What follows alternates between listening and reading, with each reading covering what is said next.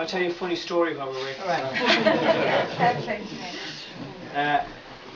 Thanks very much for inviting me. I'm always surprised when I get invited to stuff like this, given suspicions people might have about me.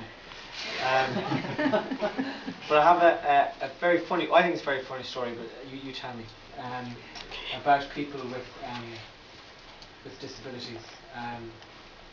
I almost had the nerve to park in the disabled space outside, but I thought of all the places in town not to. I'll probably get badgered.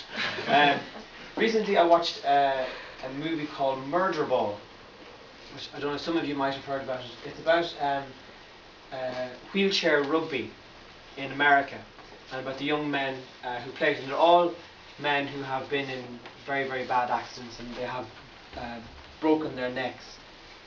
And depending on the type of fracture it is, like, I don't know about like C6 or C5 or C2, so it enables them to play.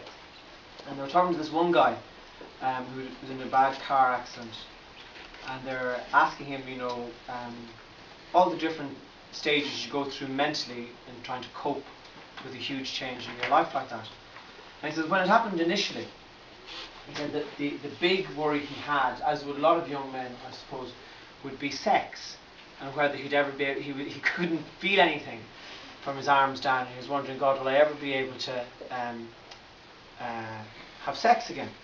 You know, and a lot of them say that that's not a problem for them. And he remembers the first time since the accident when he got an erection. He was being bathed by a nurse. I know some of you are afraid to laugh, or some of you are just, some of you are thinking there better be a great punchline. No, there is, relax. He was having a bath. A nurse was giving him a bath, and for the first time since the accident, he got an erection. This is true, so I'm not. This isn't a crude joke. This is true. It's on DVD. It's called Murder Ball, and the nurse was so delighted for him, right, that she went outside and got his mother.